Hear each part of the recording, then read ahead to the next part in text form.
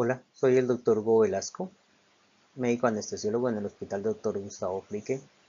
Les voy a hablar sobre termorregulación y anestesia.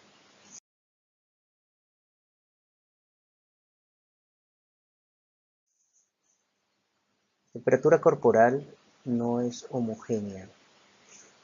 Hay tres compartimentos: el compartimento profundo, central, compartimento periférico y la temperatura de la piel. Todas son diferentes. El sistema termorregulador está programado para mantener la temperatura central, dependiente de la temperatura superficial en la piel, que puede variar grandemente con la temperatura ambiental.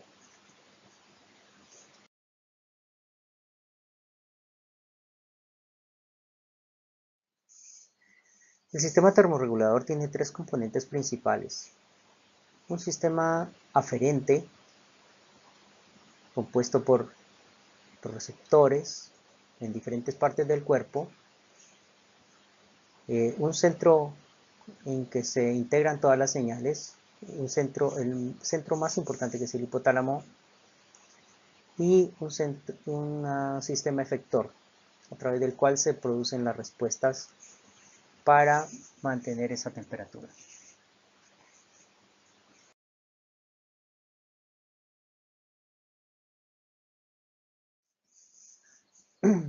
La temperatura es sensada en la periferia a través de receptores y nervios.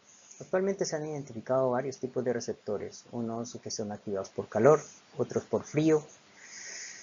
Al parecer también podrían unos inhibir a otros en algunos momentos, y podrían ser estimulados o activados por otro tipo de estímulos, no solamente por la de temperatura, también podrían ser activados por dolor. Las señales viajan principalmente por el cordón espinal anterior. Sin embargo, no es la única vía para que esas señales lleguen al sistema nervioso integrador.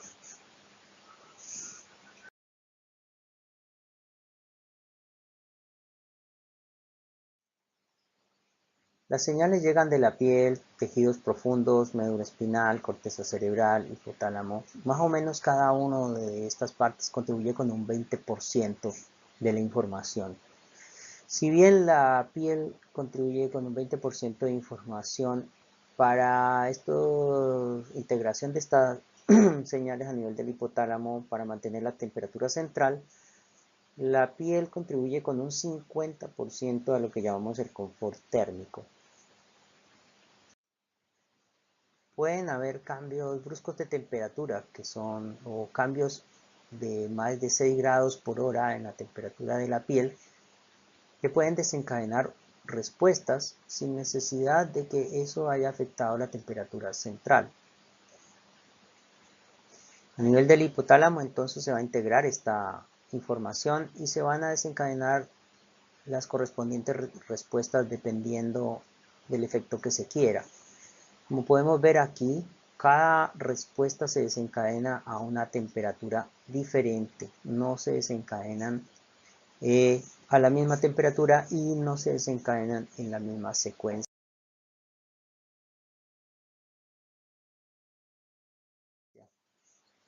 Aquí podemos ver que la temperatura central, de acuerdo a cómo varíe, hay una zona interumbral en que no se desencadena la mayoría de respuestas. A medida que se desvía esa temperatura central, se van desencadenando cada respuesta. Aquí vienen los umbrales para cada respuesta, los rangos de umbral de temperatura, y esa respuesta se produce y tiene una intensidad también, y esa pendiente va a marcar la ganancia de dicha respuesta.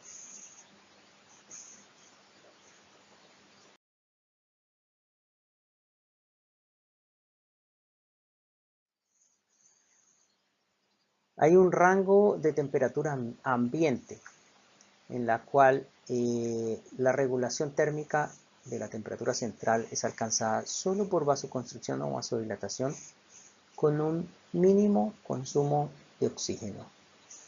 Para un adulto desnudo es aproximadamente 28 grados centígrados, esa temperatura ambiente, y para el neonato podría ser de 32 a 35 grados dependiendo del peso. Un ambiente libre de viento, con una temperatura uniforme y una humedad moderada.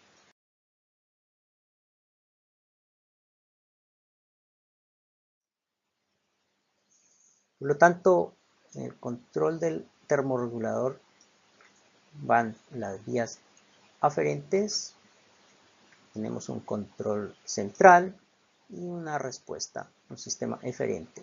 Este control central puede ser influido por los diferentes factores, como por ejemplo la anestesia, la edad, el ciclo menstrual, drogas, alcohol, ritmo circadiano. Y aquí están las respuestas del sistema eferente que incluyen el comportamiento o cambios conductuales. Y vemos que cada respuesta tiene un umbral de temperatura a la cual se desencadena y una intensidad máxima con una ganancia.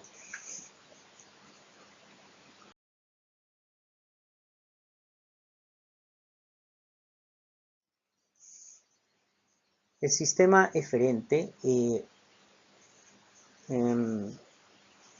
tiene respuestas que raramente son activadas por otros factores que no sean las perturbaciones térmicas, como por ejemplo la sudoración y el metabolismo de la grasa parda.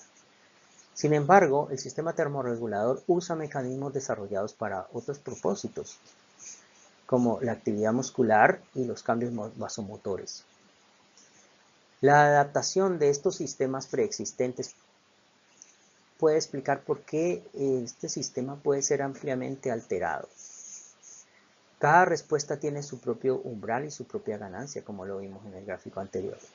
Y el sistema activa respuestas en un orden eficiente y solamente en la medida necesaria para mantener la temperatura central.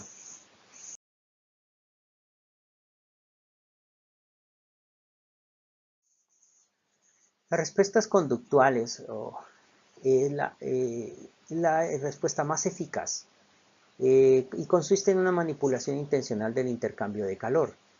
Permite a los humanos y animales vivir en lugares extremos. No, a veces puede ser no agresiva porque puedes poner en riesgo tu vida, pero es una respuesta que es muy importante, crítica cuando la respuesta autonómica ha fallado o no es suficiente.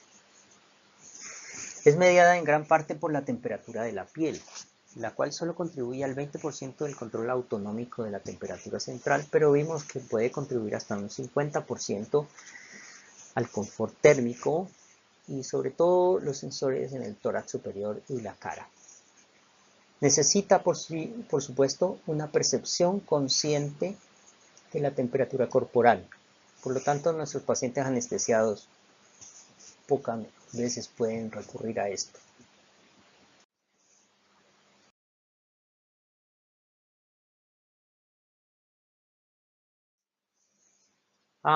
Los cambios vasomotores son un gran componente del sistema eferente. El flujo sanguíneo digital tiene dos componentes, uno nutricional, que es generalmente capilar, y un termorregulador, que es por los channels arteriovenosos. Estos channels arteriovenosos son capaces hasta de transportar 10.000 veces más sangre que los capilares. Y están en las regiones distales, manos, dedos, nariz, pabellón auricular, controlados por alfa adrenérgicos, generalmente están o abiertos o cerrados.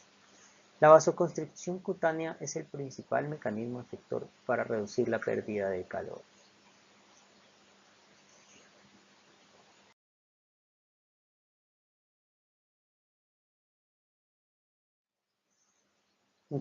Otra de las respuestas es la termogénesis sin actividad muscular.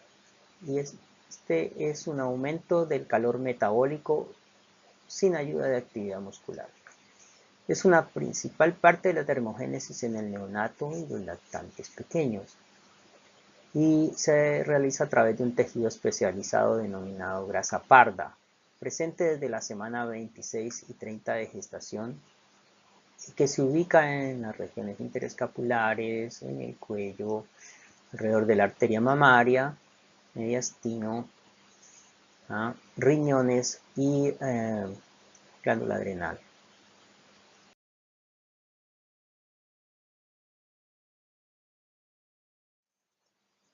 La grasa parda tiene un alto contenido de mitocondrias y se produce calor en lugar de ATP a través de un desacople de la fosforilación oxidativa.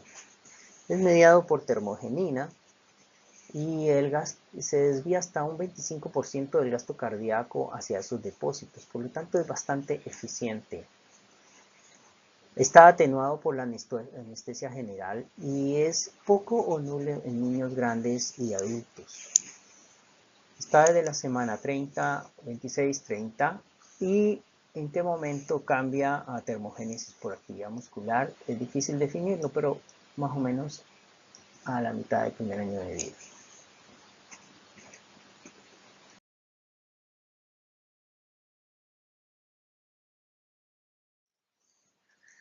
El escalofrío o termogénesis con actividad muscular se trata de un temblor irregular.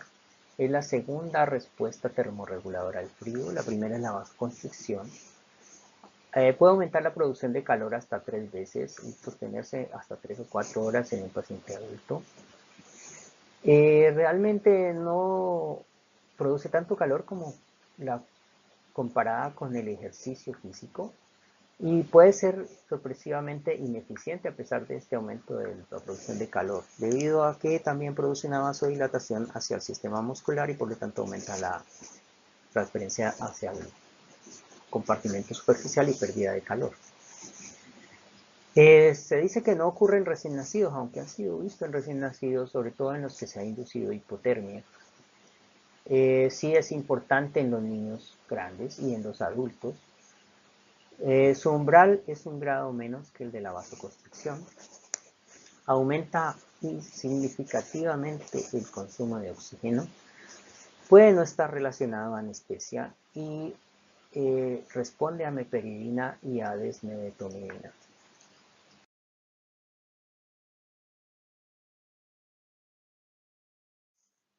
La sudoración es un proceso activo mediado por nervios colinérgicos postganglionares. Puede ser prevenido por bloqueos nerviosos y disminuido por el uso de atropina. Las personas que hacen ejercicio pueden perder hasta más de 1 litro por hora. Es, junto a la vasodilatación, el único mecanismo para disipar calor. Muy efectivo, sobre todo en ambiente seco, se puede disipar muchas veces el metabolismo basal. El sudor que no se evapora no contribuye a este fenómeno, pero promueve la deshidratación. Durante el estrés por calor se produce vasodilatación. El umbral de la vasodilatación y la sudoración es similar, pero no se alcanza un grado máximo de vasodilatación hasta que se ha logrado una respuesta máxima de sudoración.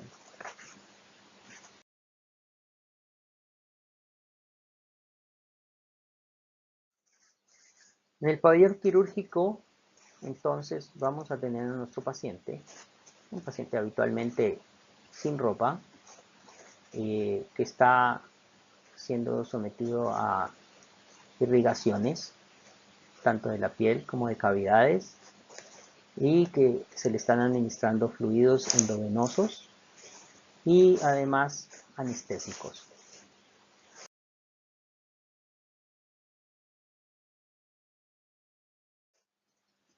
La pérdida de calor eh, se produce cuando se transfiere este calor desde el compartimento central hacia la piel.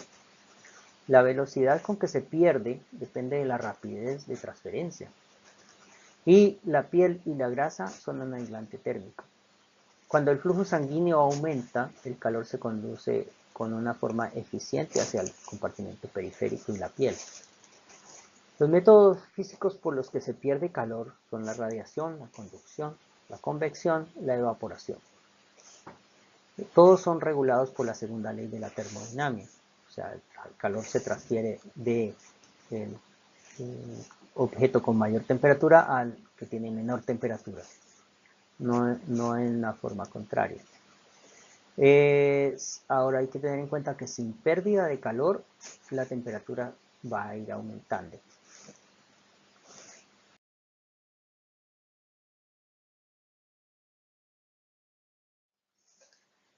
Entonces, estamos hablando de la pérdida de calor. Vamos a ver los medios físicos por los que se pierde calor. La conducción es una transferencia de calor entre dos superficies en contacto directo. Depende de la diferencia de temperatura entre las superficies, el área de contacto, el material o interfaz entre los dos objetos y de algunos factores fisiológicos como por ejemplo el flujo sanguíneo cutáneo y el grosor del tejido subcutáneo.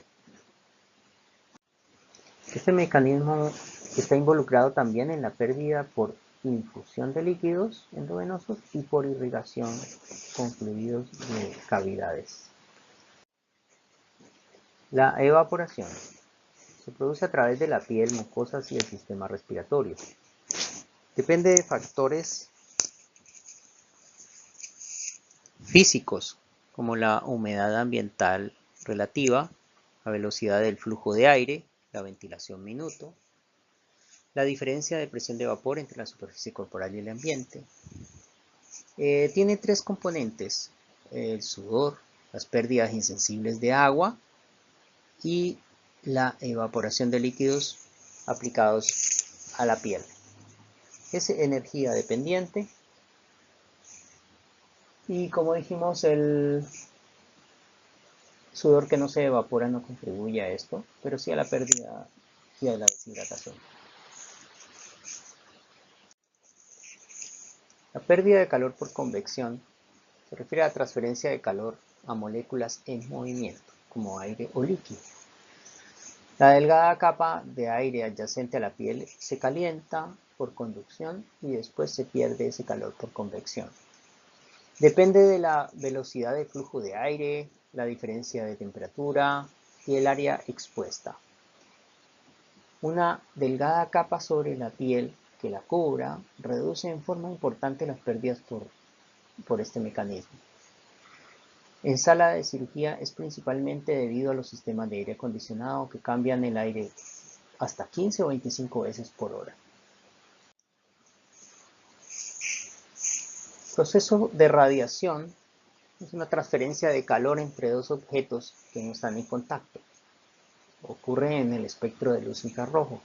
Es la forma más importante de pérdida de calor. Todos los objetos que no tienen una temperatura absoluta diferente de cero la irradian. Depende de la superficie del cuerpo y el gradiente de temperatura. En una temperatura de pabellón de 22 grados centígrados, cerca del 70% de la pérdida de calor es por radiación.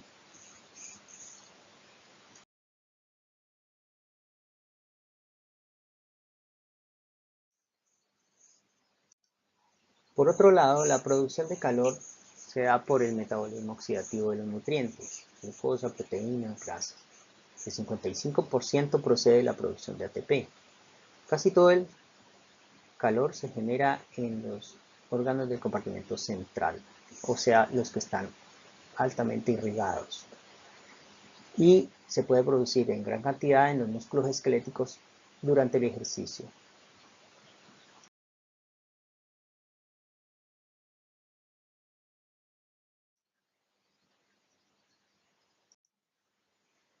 La temperatura debe ser monitorizada como una constante vital más.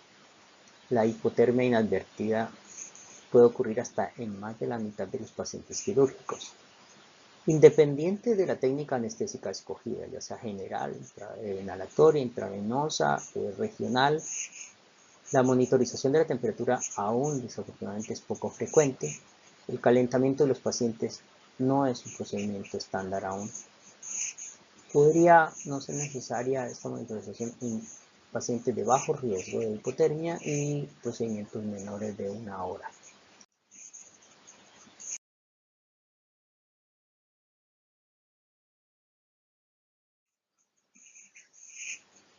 Aquí en 120 pacientes se le preguntó a los anestesiólogos ellos cuál era la impresión subjetiva que tenían sin haber monitorizado o haber visto la monitorización de la temperatura.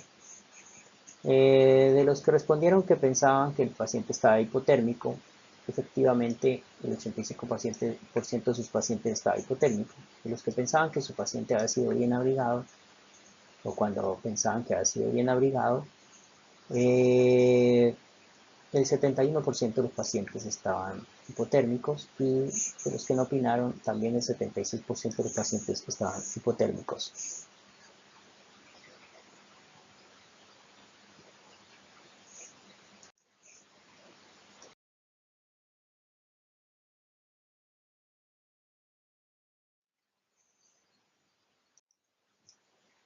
Existen diferentes tipos de termómetros. Los de mercurio, que ya son muy poco utilizados.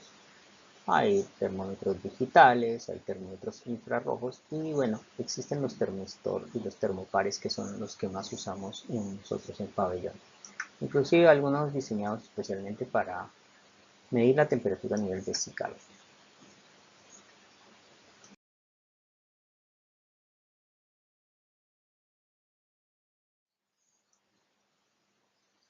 Algunos estudios han mostrado un termómetro de doble sensor que se podría adherir a la piel de la frente y estaría cubierto.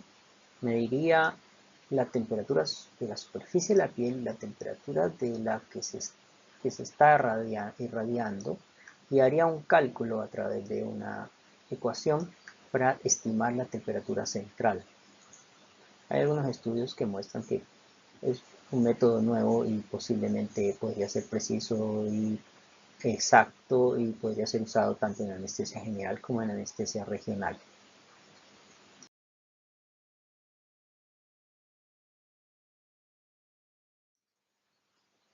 ¿En qué lado se puede medir la temperatura? Temperatura central, el gol estándar es en la arteria pulmonar. También se puede medir en el esófago distal, en la membrana timpánica, y podría medirse en la nasofaringe. Cada una tiene sus condiciones. La arteria pulmonar es invasiva, eh, de la membrana timpánica es muy riesgoso, podría haber perforación de la membrana, tendría que quedar bien sellado el conducto auditivo externo para que fuera fiable, y en la nasofaringe no debe haber tubo de escape del tubo endotraqueal. Se pueden usar otros sitios, inclusive la piel, en algunas condiciones que sean especiales, ambientales, y podrían reflejar o podrían ver la tendencia de la temperatura y podrían ayudar. Sin embargo, no son 100% confiables ni exactas para reflejar una temperatura central.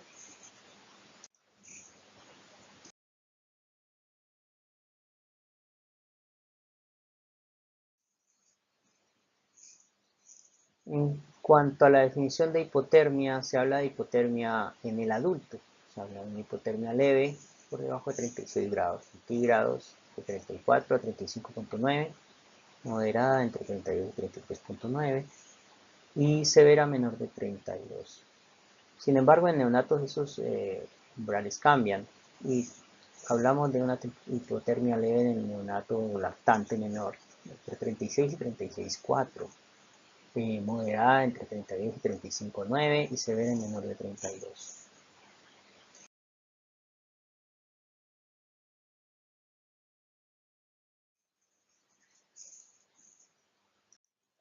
Aquí podemos ver muchas causas de hipotermia, la mayoría que se dan dentro del pabellón: temperatura ambiental, irrigación, transfusiones, cristaloides y anestesia. Ya la anestesia de por sí es una causa de hipotermia. Y muchos eventos adversos de la hipotermia. Y a medida que aumenta la hipotermia, más grave el evento adverso.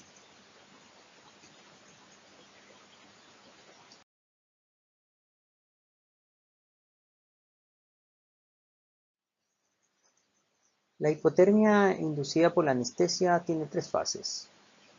Una fase 1, en que hay una redistribución interna del calor, pasa del compartimento central al periférico, se puede perder de 0,5 a 1,5 grados centígrados en la primera hora y puede ser limitada por el uso previo de vasoconstrictores o pacientes que estén con vasoconstrictores.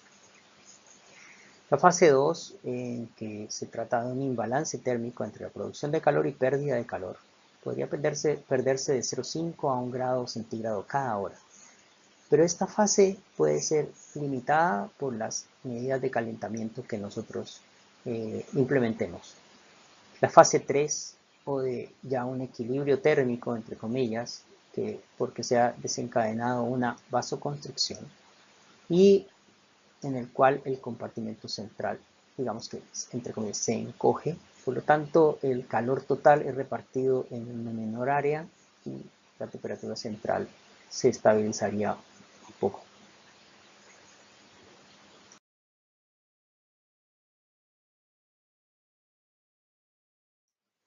Aquí vemos en un gráfico más fácil, ¿no? La fase 1 de redistribución, la fase 2 de imbalance térmico y la fase plató o fase 3.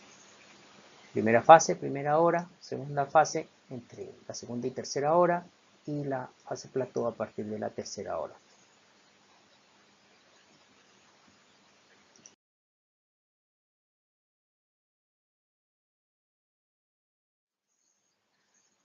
Aquí vemos en este gráfico también como ya sabemos que antes de la inducción la temperatura es diferente en cada compartimento.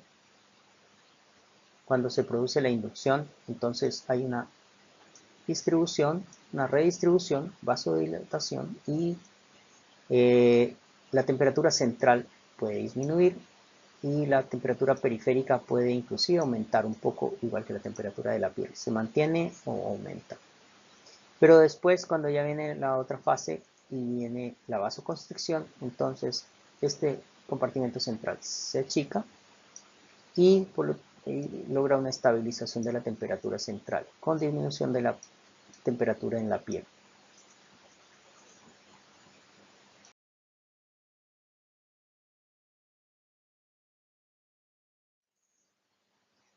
Los efectos de los anestésicos generales sobre la termorregulación.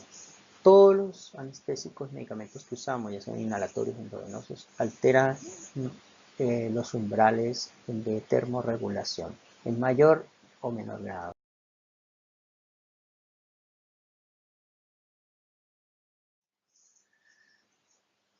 Aquí vemos los umbrales del paciente no anestesiado y los umbrales desplazados cuando el paciente está bajo anestesia.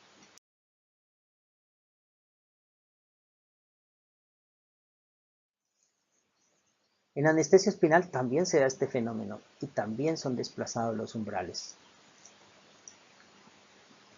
Todos. Se afectan más los de vasoconstricción y los de termogénesis con actividad muscular que el de sudoración. El de sudoración y vasodilatación son los que más se conservan, pero también son desplazados. A medida que los dermatomas, hay mayor bloqueo de dermatomas, este umbral de temblor, de escalofríos, se ve más desplazado.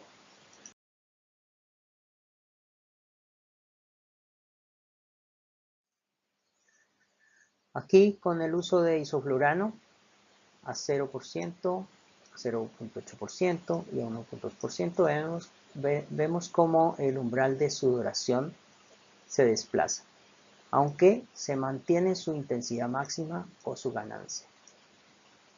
Y acá vemos cómo con deflurano, alfentanilo, propofol, desmedetomidina, todos van a alterar esos umbrales en mayor o menor medida.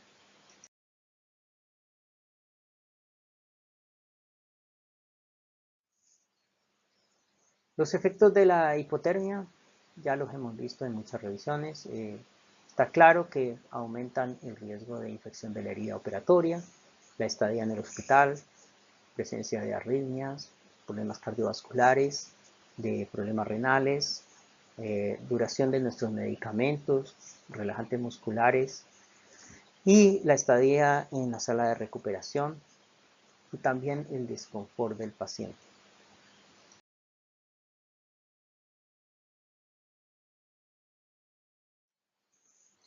¿Qué pasa en el neonato y el lactante?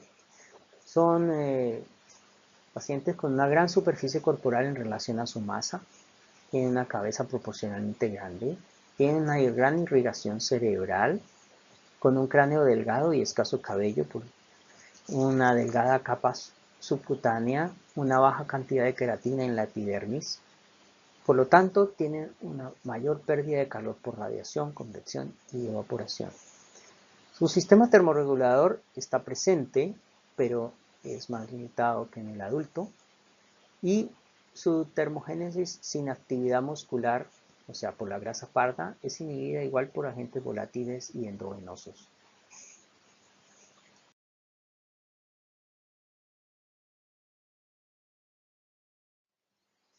Aquí vemos mayor contribución de pérdida de calor en el neonato se da por radiación, seguida de convección, evaporación y una menor cantidad por conducción.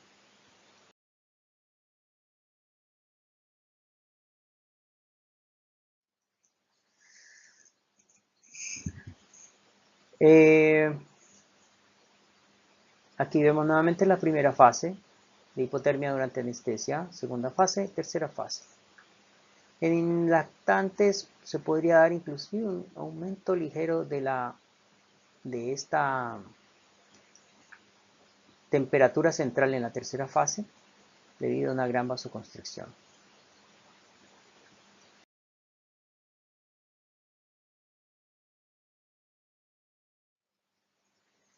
Los riesgos de hipotermia aumentan el consumo de oxígeno, aumentan la secreción de norepinefrina, aumentan las resistencias vasculares pulmonares, aumentan las resistencias vasculares sistémicas, el consumo de oxígeno, todo llevando a una acidosis metabólica, un cambio en el chant, inclusive podría hablarse de una reducción de la circulación fetal en muy chicos, y hipoxia, y este círculo se volvería nuevamente a ser automantenido. Hay una gran manifestación de la hipotermia en los niños pequeños, en neonatos, y es la apnea y la hipoventilación.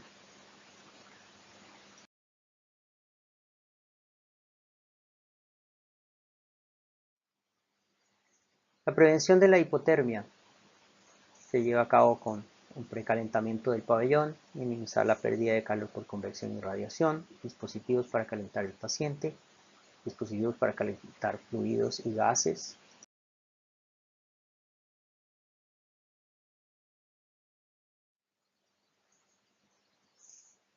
En este gráfico se muestra la diferencia entre la temperatura de la frente y la temperatura central a medida que la temperatura ambiente baja de 26 grados.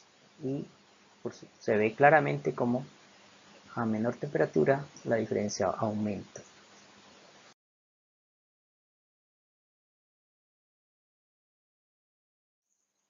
Por lo tanto, es importante la temperatura ambiental del pabellón. Precalentar el pabellón es efectivo para disminuir la pérdida de calor por radiación. En los adultos se recomienda que debe ser de 21 grados centígrados. En neonatos de término mayor a 25 grados centígrados. Una humedad entre 40 y 60%.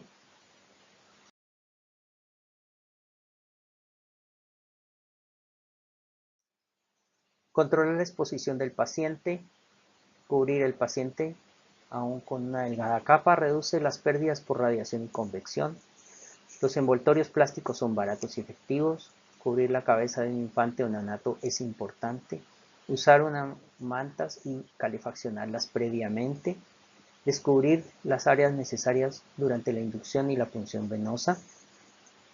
Los cobertores reflectivos también son muy efectivos. Pueden ser un poco más costosos, pero son muy efectivos. En el momento de descubrir el paciente, el pabellón debe ya estar calefaccionado.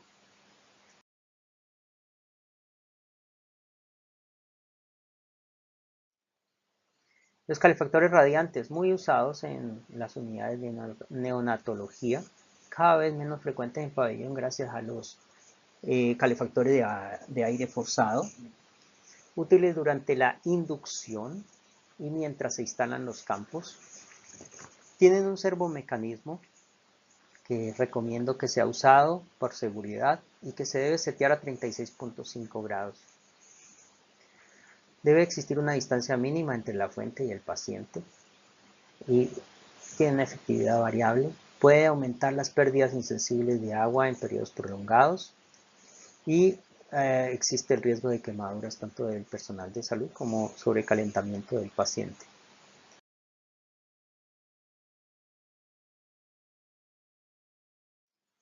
Los calentadores de aire forzado, actualmente los más comunes, efectivos en mantener la temperatura o inclusive en recalentar, tiene una unidad central que regula la temperatura y empuja el aire hacia una sábana especial sobre o bajo el paciente. Tienen un filtro de partículas para disminuir el riesgo de infecciones. Es importante seguir las instrucciones para evitar daños del paciente y usar las sábanas adecuadas. Mantiene la temperatura por convección activa y disminuye, si usamos encima de eso además una sábana, disminuiría también la pérdida de calor por radiación y evaporación.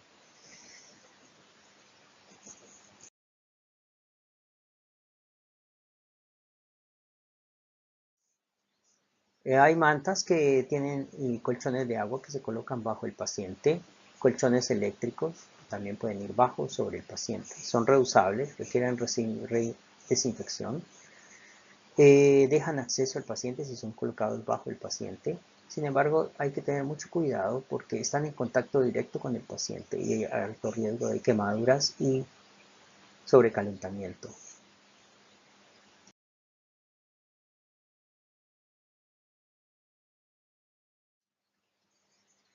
Los calefactores de fluidos y hemoderivados son bastante útiles, sobre todo cuando se infunden grandes volúmenes, que es cuando la temperatura central disminuye rápidamente. Importante calefaccionar las bolsas de fluidos antes, no se recomienda que sean microondas. Hay calefactores diseñados para fluidos y también sirven para sangre o para hemoderivados. Pueden ser presurizados para flujos hasta de 600 ml por minuto. Y bueno, cuando se usan a estos flujos es difícil mantener la temperatura. Es importante que vigilar la longitud o distancia desde el dispositivo hasta la entrada a la vena del paciente. Verificar y eliminar el aire que haya en las bolsas. Eh, y, y es un método bastante útil cuando deciden inducir hipotermia. Importante calentar líquidos de irrigación. Bueno, el método de inducción hipotermia es por administración de líquidos, pero no es lo que estamos buscando ahora, que es calefaccionarlos.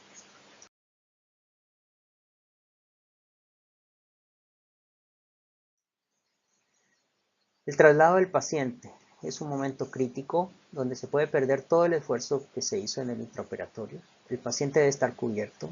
Por favor, remover o cambiar toda la ropa húmeda. Los neonatos idealmente deben ir en una incubadora precalentada. Muy útil precalentar todo tipo de mantas que se van a colocar sobre los pacientes. Cubrir con envolturas plásticas al paciente. Cubrir la cabeza y proteger la cara de las corrientes de aire en lactantes y neonatos es muy útil.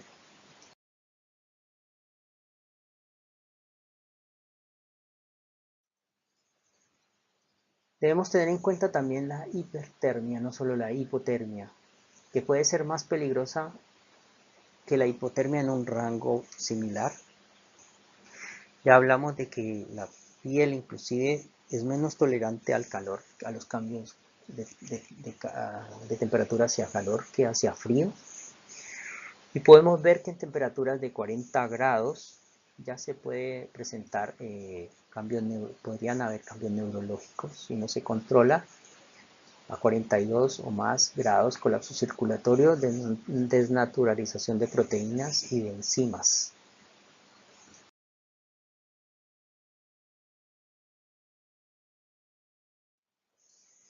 Es importante cuando hay hipertermia en un paciente diferenciar si es fiebre, que tiene un mecanismo diferente, mediado por pirógenos, en el que el sistema termorregulador ha seteado esa temperatura alta. Hay vasoconstricción y escalofríos, y pueden ser causas infecciosas y no infecciosas.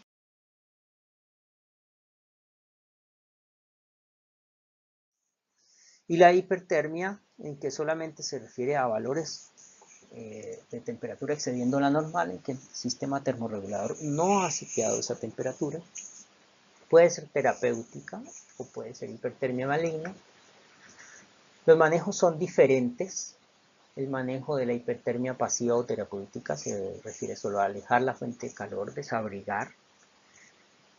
El umbral de vasodilatación y sudoración es mucho menos afectado por los anestésicos que los de respuesta al frío.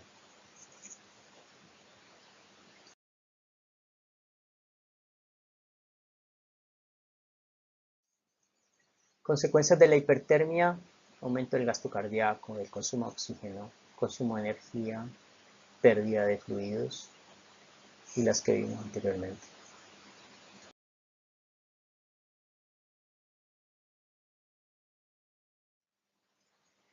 Hay riesgos de quemaduras, tenerlo presente. La piel tolera mal las altas temperaturas. La tolerancia disminuye si asociamos otros factores como por ejemplo hipotensión, uso de vasoconstrictores, enfermedad arterial periférica, sustancias químicas antisépticas, los neonatos y lactantes y en los ancianos.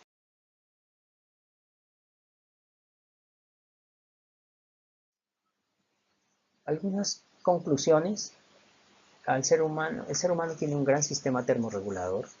La hipotermia tiene efectos indeseables. Se debe monitorear la temperatura en todos los procedimientos mayores a 1 hora, aún bajo anestesia regional, y en todos los pacientes con alto riesgo de hipotermia, y cuando usamos calefactores activamente. Los neonatos y lactantes son más susceptibles a la hipotermia y tienen un sistema termorregulador limitado, pero también son fáciles de calentar. La anestesia es causa de hipotermia y todos los anestésicos alteran los umbrales termorreguladores. Debemos mantener el paciente cubierto el mayor tiempo posible. Debemos limitar el área expuesta y la aplicación de sustancias en la piel. Debemos precalentar el pabellón antes de exponer al paciente. Los calefactores de aire forzado son costo eficientes. Bajar la temperatura del pabellón solo cuando el paciente está cubierto. Usar bajos flujos ventilatorios, filtros en circuito respiratorio. Calentar los fluidos y soluciones de irrigación. Cuidado con la hipertermia y las quemaduras. Les agradezco mucho su atención. Hasta una próxima oportunidad.